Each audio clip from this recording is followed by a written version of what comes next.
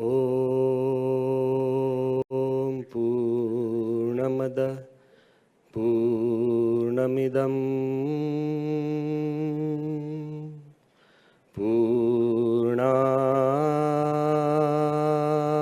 Purnamudachyate Purnasya Purnamadaya Purnamevavashishyate. Om Shanti Shanti Shanti.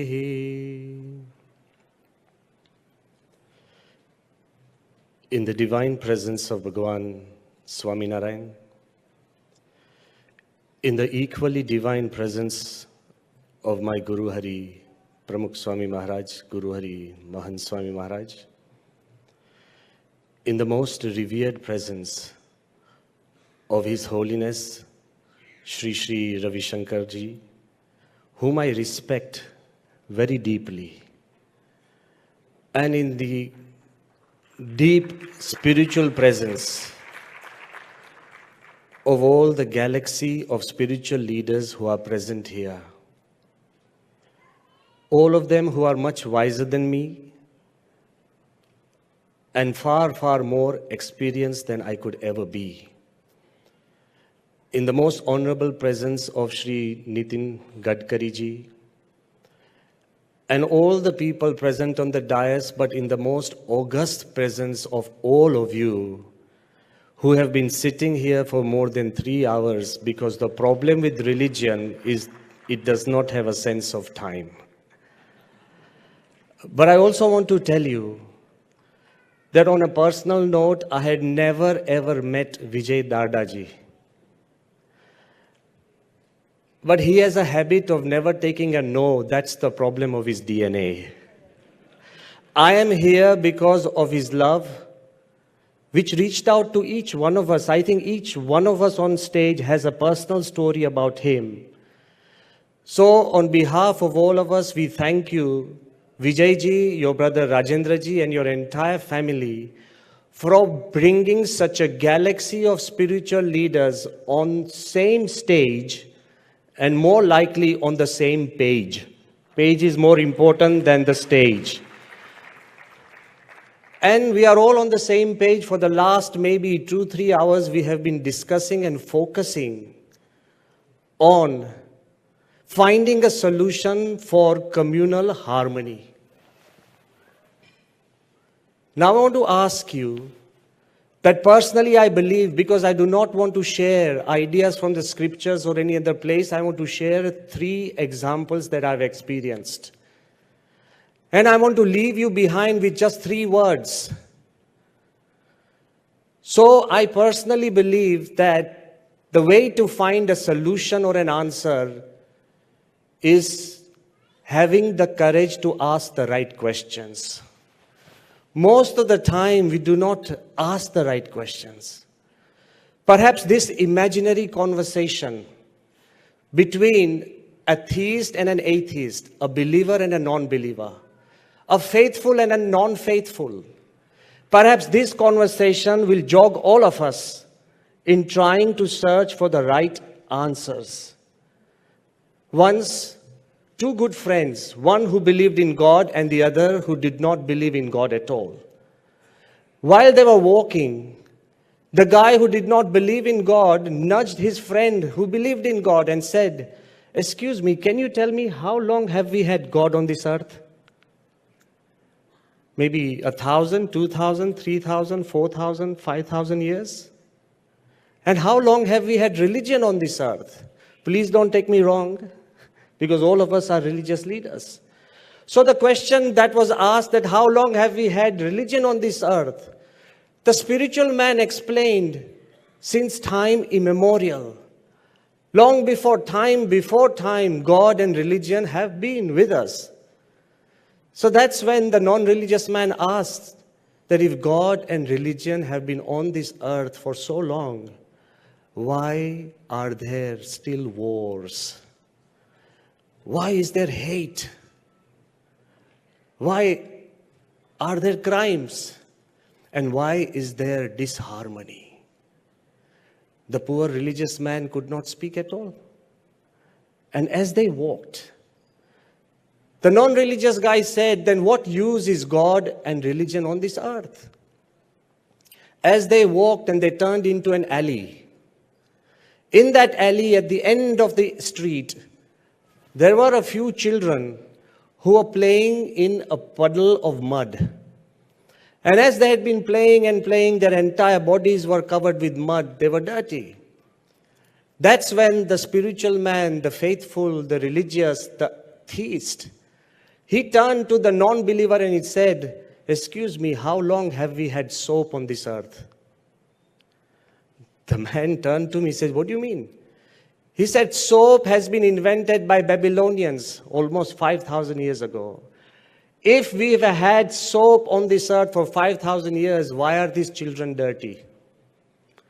And that guy said, but they have not used it. He said, exactly, people don't use religion and spirituality.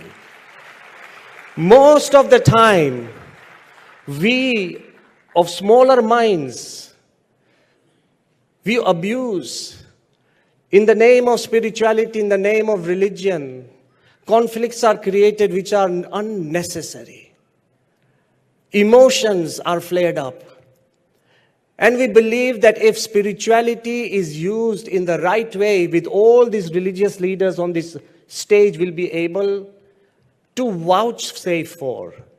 If spirituality and religion is used in the right way, put into practice, applied, then of course peace can be restored and global harmony is not a dream. And I want to tell you what a religious person or a leader can do the moment he takes a spiritual view to the things before him. I have personally witnessed this, so please excuse me if I get a little emotional.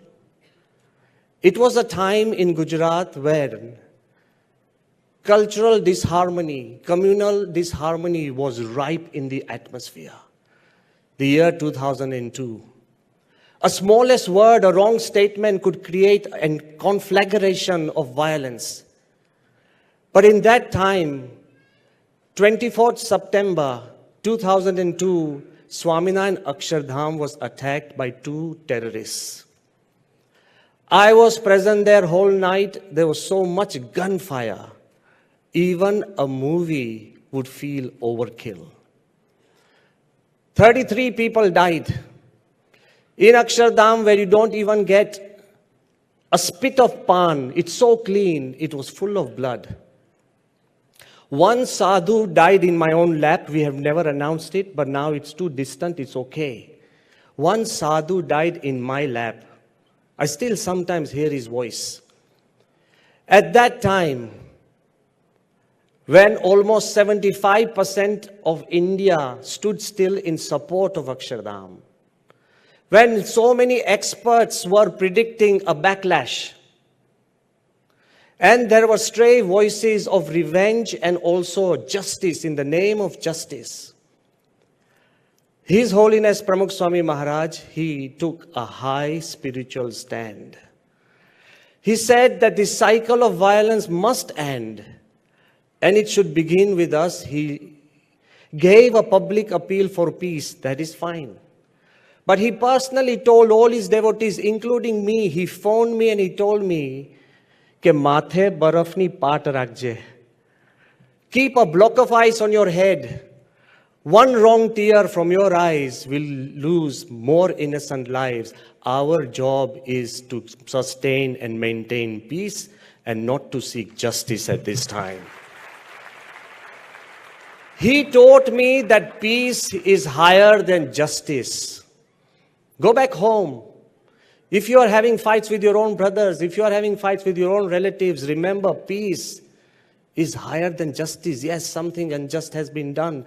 Tolerate. Move ahead.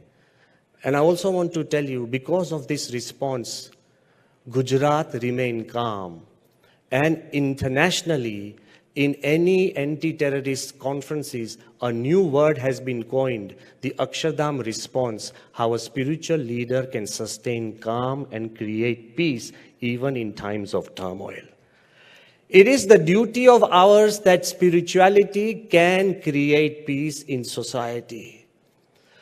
Religious leaders are greatly influential, but with great influence comes great responsibility. And why, you would ask me, am I saying this? Because India, Indian civilization, and I don't want to repeat anything former speakers have said, but India and Indian civilization is primarily based on spirituality.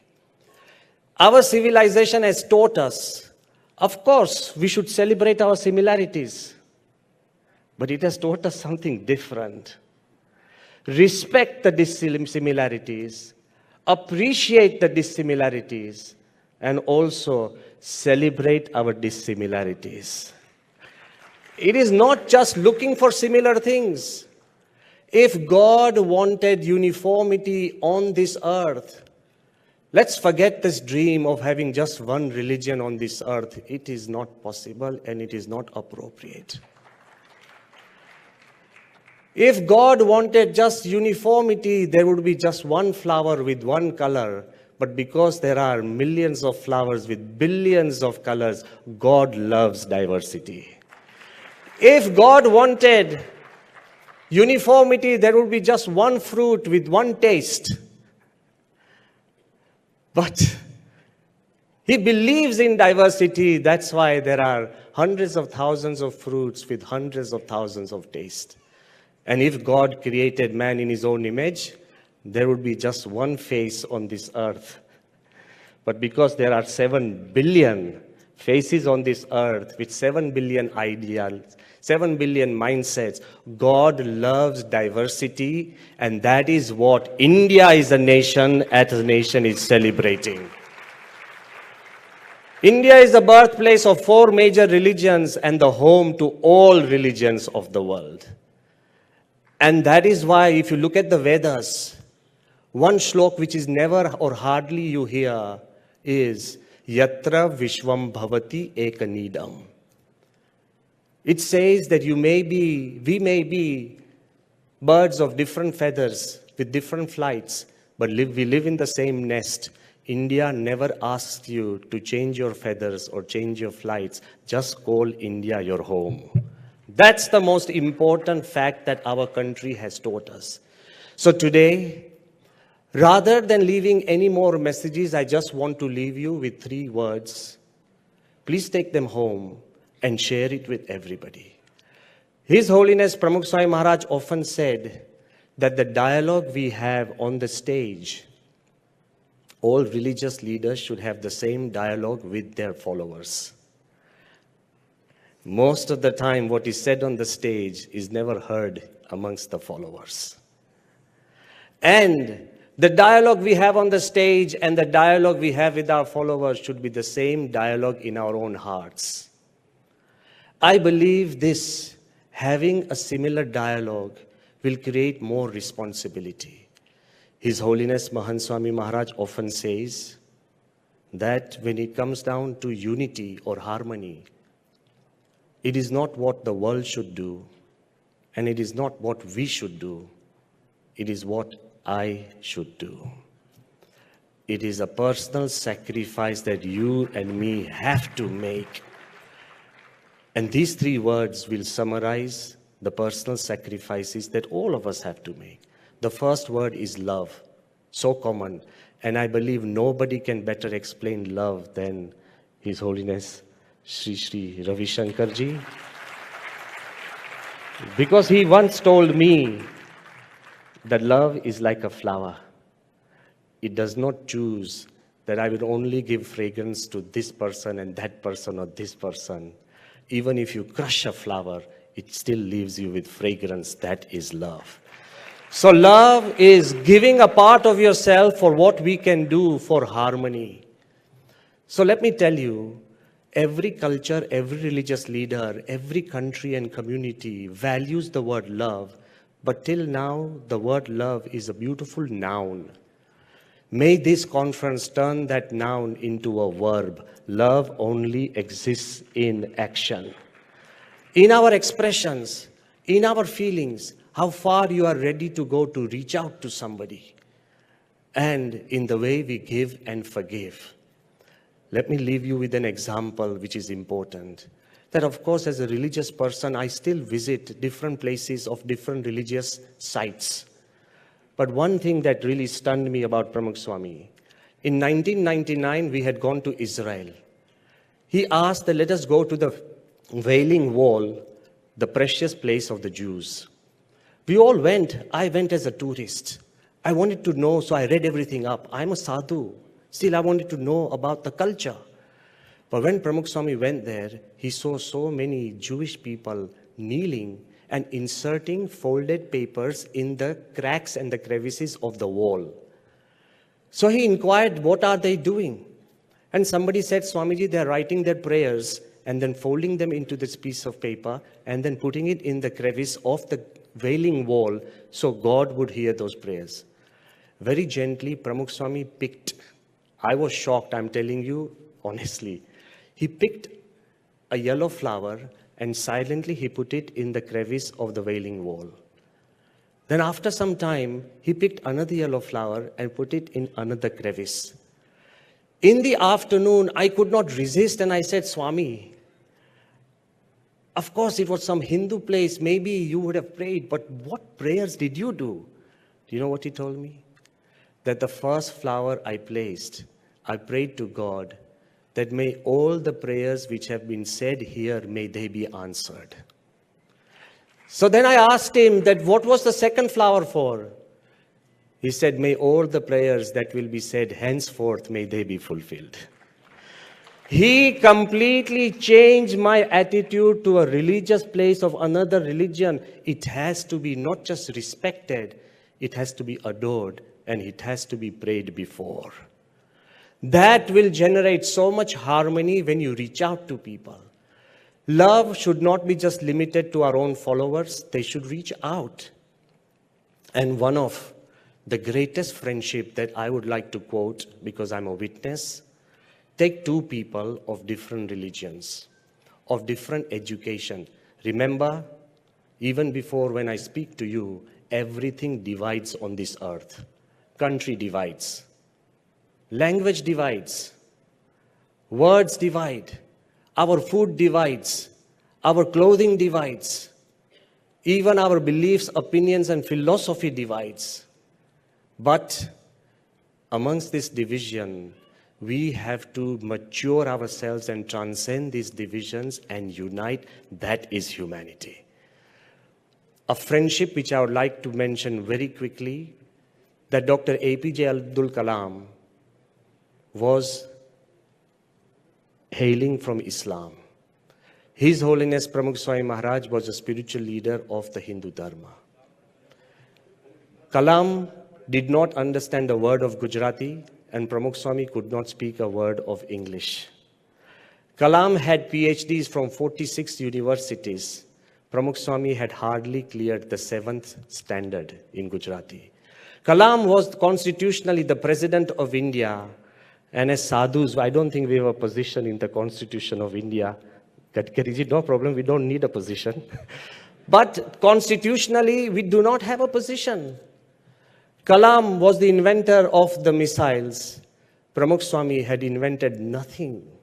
And yet, they became the best of friends when Kalam said, my ultimate teacher was His Holiness Pramukh Swami Maharaj. Two religions can get together if you transcend the differences that divide us. So first, the word love. Sacrifice your little self to reach out and love others. The second word is laws, L-A-W-S. I think we need laws to help us spiritual people to spread harmony. I have just come from the UAE.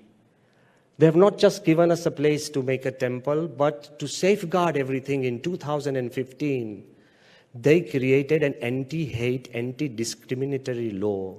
If anybody, mark my words, if anybody Does a message, a WhatsApp, a simple email that denigrates, defiles, ridicules, mocks any religion, religious places, or religious person, they would be jailed, fined, or in extreme cases, banished from the country if they can do that to create more harmony. Surely, in a simpler way, on a more gentle way, we are a civilized society. Let us create our own laws and disciplines that will generate harmony if we think that is the need of the hour. So that is the second word, please remain. Create laws for your own self that I will not do it. You don't need the government to create a law. Love, create laws for yourself to actually desist and discourage disharmony. And the third word that I would leave you with is life.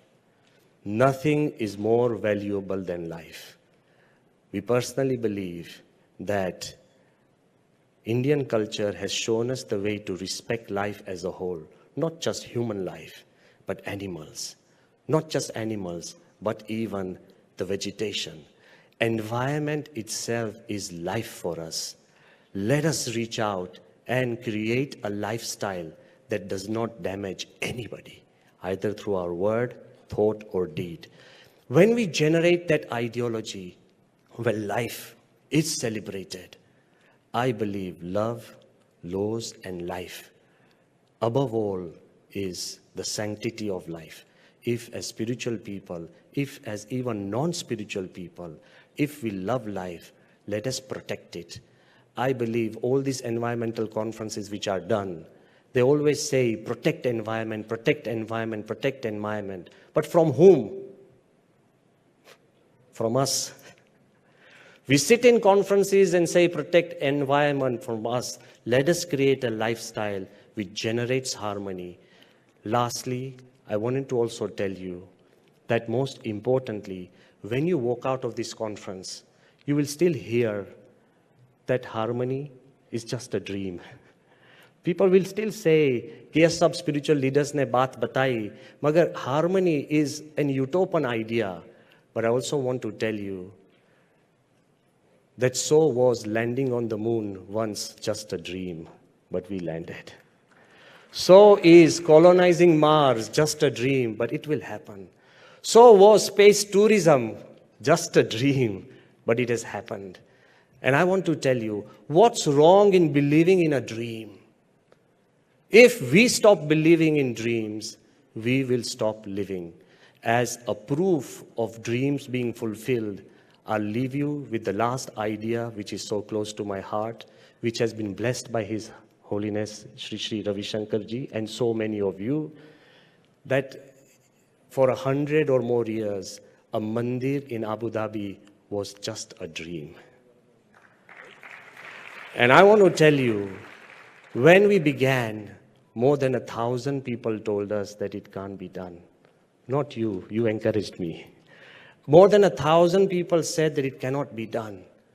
But once again, I want to tell you that that dream has been possible through the spiritual prayers of His Holiness Pramukh Swami Maharaj, who had said that there will be a temple in Abu Dhabi. Through the great effort of our Honorable Prime Minister Sri Narendra Bhai Modi, he has a will and he has a way.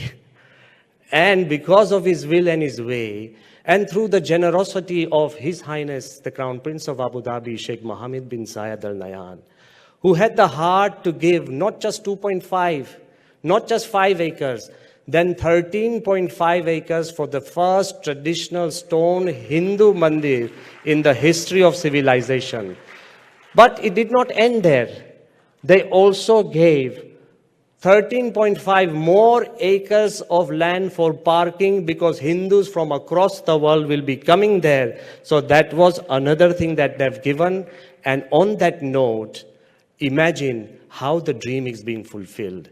Imagine a Muslim king donating land to a Hindu temple where our lead architect is a Christian Catholic, where our structure designer is Mr. Kong, a Buddhist, where our project manager is a Sikh, Sardarji Jaspir Singh, where our contractors are Parsis, Shapurji Palanji, and where our chairman comes from a Jain family, Ashok Koteja.